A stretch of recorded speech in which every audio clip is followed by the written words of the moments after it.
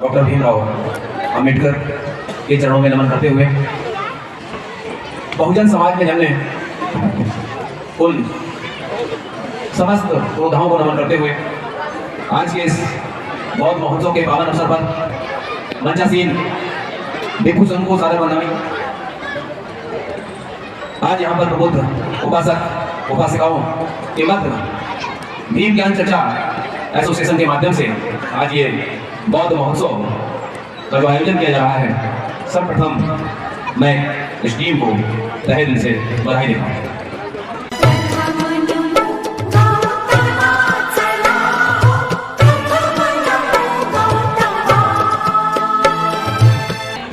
आज का यह आयोजन अपने आप में अनूठा है क्योंकि यह महोत्सव का कार्यक्रम है और महोत्सव का मतलब महाउत्सव।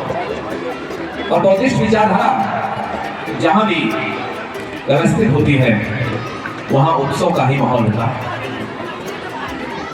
जितने भी हमारे प्रबुद्ध साथी आज यहाँ पर उपस्थित हैं, वह निश्चित रूप से बाबा साहब के मिशन में आस्था रखने वाले लोग हैं।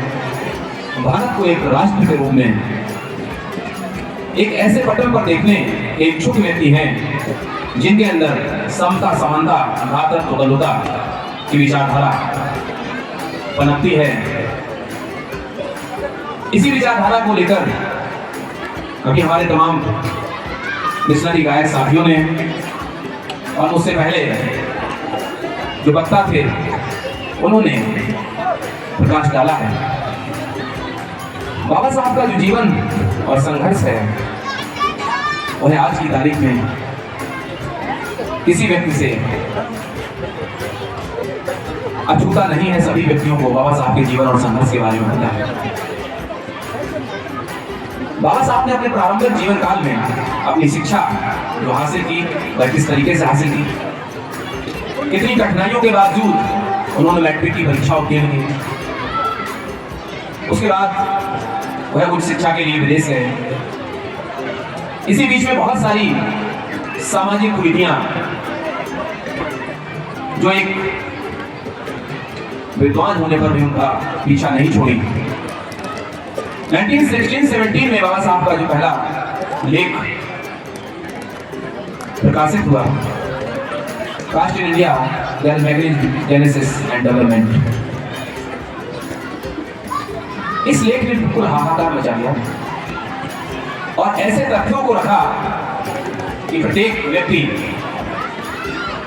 उसके बारे में जानने को उत्सुक हुआ।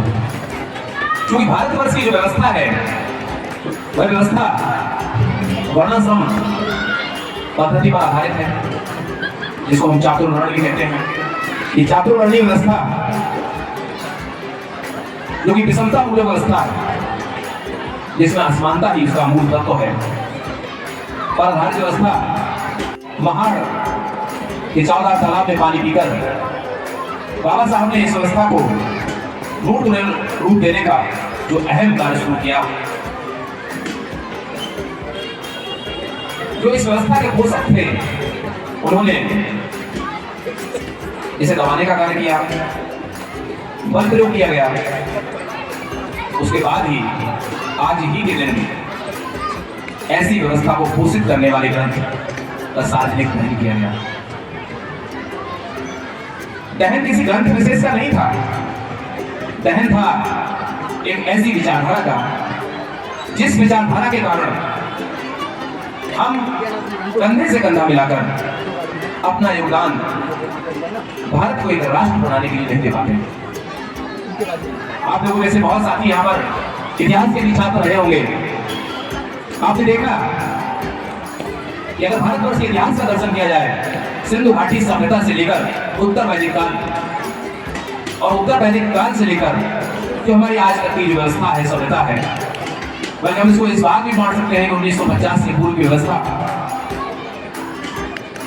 जिसके तहत एक समाज विशेष ने एक समाज विशेष को कंधे से कंधा मिलाकर चलने का अवसर प्रदान नहीं किया। और इसी कारण इस भारतवर्ष में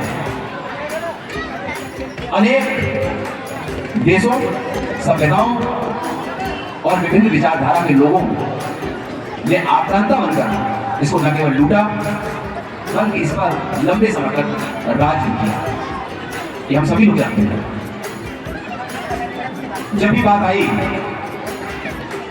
कि हम एक क्रांति का उद्बोधन करें, सब लोग कंधे से कंधा मिलाकर चले, तो उस विषमता मूलक विचारधारा के पोषक व्यक्तियों द्वारा एक ऐसे वर्ग विशेष को जिसकी संख्या अधिकतम है वो इस काल में सम्मिलित होने का अवसर प्रदान नहीं किया गया, जिस कारण भारत को बार बार आक्रांताओं से पराजय का सामना करना पड़ा। चाहे वह पुर्तगाली रहे हो, चाहे वह डच रहे हो, चाहे वह फ्रांसीसी रहे हो, चाहे वह मुगल रहे हो और अंततः चाहे वह अंग्रेज रहे हो।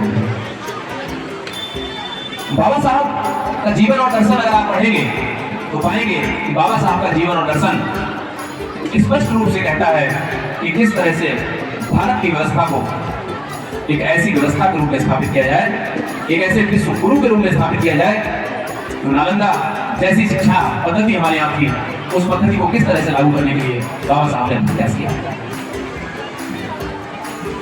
आज का जो महोत्सव है, जिसको बौद्ध महोत्सव के नाम से जाना जाता है, अक्सर हमारे यहाँ पर जितने भी साथी बैठे हुए हैं उनके मन में ऐसा एक प्रश्न चलता है क्या कारण था कि बाबा साहब ने बुद्ध के धर्म को ही अपनाया। ऐसा क्या था कि बहुत सारे धर्म थे, बहुत सारे पंथ थे, बहुत सारे धर्म थे, लेकिन बुद्ध के धर्म में ही ऐसी क्या विशेषता थी कि उसी को उन्होंने अपनाया। तो मैं आपको एक बात बता दूं कि बाबा साहब के रक्त में जो क्रांति का बीज था वो भारतीय व्यवस्था का था, और भारतीयता होने के नाते उन्होंने कहा कि जो हमारे भारत का ही जो धम्म है, तथागत सिद्धार्थ के रूप में कपिलवस्तु में 563 ईसा पूर्व में पैदा हुए और उन्होंने 29 वर्ष की अवस्था में त्याग किया और 35 वर्ष की अवस्था में जो बुद्धत्व प्राप्त किया, और उसके बाद बुद्धत्व प्राप्त करने का उपरांत जिस विचारधारा का अर्थात बुद्धिज्म का जो विचार और प्रसार है, बुद्ध होने के बाद उन्होंने किया और अनवरत 45 साल तक अपने धम्मोपदेश के माध्यम से संपूर्ण राष्ट्र को एक सूत्र में पिरोने का कार्य करते रहे। उस विचारधारा से बेहतर विचारधारा बाबा साहब की दृष्टि में कोई और नहीं।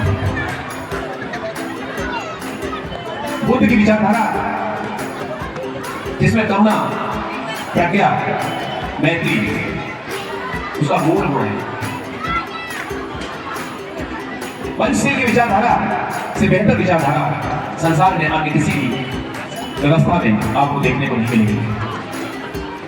हम में से अधिकतर लोग धर्म और धर्म के सब जाल में फंस जाते हैं, लेकिन मैं इतना बता दूं कि वहां का एक प्रथागत बुद्ध का जो धम्म है और जो उन्होंने उसकी अंतिम व्याख्या की है, वह अंतिम व्याख्या ये कहती है कि नैतिकता ही धर्म है।